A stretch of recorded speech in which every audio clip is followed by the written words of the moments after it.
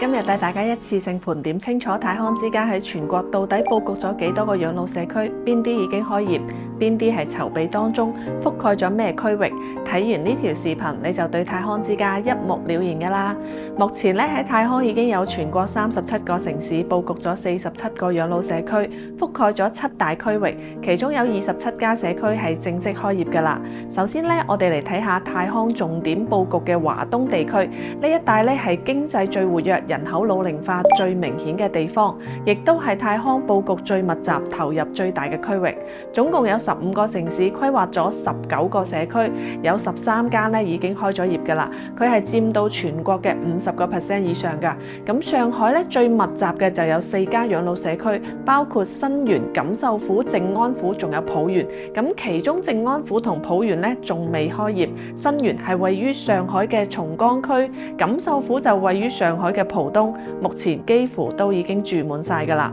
咁浙江咧，泰康都係佈局咗4間嘅，杭州嘅大清谷堪稱我哋養老社區中嘅愛馬仕，仲有一家待開業嘅咧就係浙園。另外溫州嘅歐園、寧波嘅湧園都已經選址喺生態環境非常之優越嘅地方。江蘇亦都係一個重點喎，南京嘅蘇園、蘇州嘅吳園已經開業㗎啦。無錫嘅石園咧，南通嘅通園亦都係建設當中。咁江浙滬以外嘅地區咧，仲有南昌幹園、福州福園、廈門路園、合肥嘅輝園、青島琴園、濟南餘園呢6家都已經開業㗎啦，以及泉州嘅鯉園咧，目前正在建設當中。接下嚟我哋就將目光放到去華北地區啦，總共有7家養老社區佈局喺5個城市，其中有3個已經開業，重點放喺京津冀地區㗎。北京目前就有3間啦，我哋嘅旗艦店就叫做燕園啦，和平府、清北府。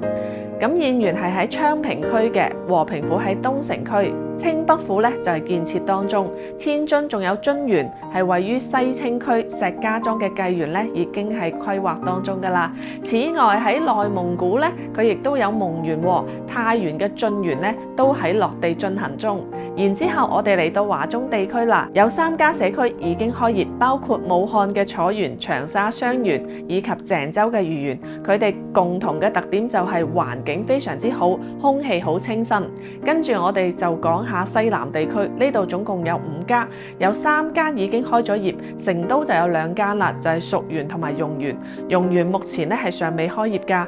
重慶呢個山城亦都有豫園，昆明有滇園，呢2間已經開業啦。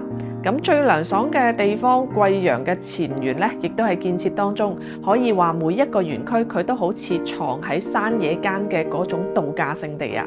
然之後我哋就嚟到華南地區呢個地方啦。呢度氣候比較溫暖，適合好多香港老友記過嚟養老。咁泰康喺呢度佈局咗5家，有3間已經開業。大家耳熟能詳嘅咧，就係廣州黃埔區嘅豫園開業9年啦，深圳嘅鵬園開咗2年幾，仲有南寧興寧區嘅桂園已經正式投入運營㗎啦。此外，佛山嘅禪園預計今年10月份正式入住，仲有三亞海棠灣，泰康喺呢度聯合萬豪酒店打造咗一個5星級度假㗎，呢個非常之適合旅居同埋短期嘅康養。嚟到東北地區啦，泰康喺東北佈局咗4家，包括瀋陽嘅瀋園、長春吉園、哈爾濱龍園，仲有大連嘅虎灘灣。目前只有瀋陽嘅瀋園已經正式開業，其他嘅仲喺規劃當中㗎。最後嚟到西北地區佈局咗一間咧，就係西安嘅秦園，佢2026年都會正式營業啦。最後總結4點下，第一點規模領跑，泰康37城47個項目27家開業，係全國唯一實現連鎖化標準化運營嘅高端 CCRC 養老品牌。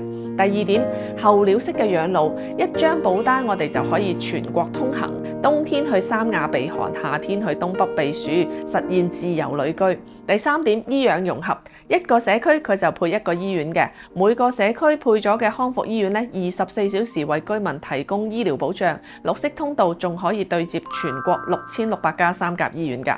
最後一點就係全週期嘅服務啦，從活力養老到照護。覆蓋全生命週期嘅需求。咁我咧喺泰康做咗18年，親身去咗21個社區參觀。如果你都想了解泰康社區入住條件、價格、參觀預約，咁就評論區留言全國旅居，我會無縫幫你對接㗎。拜拜！記得點讚關注哦。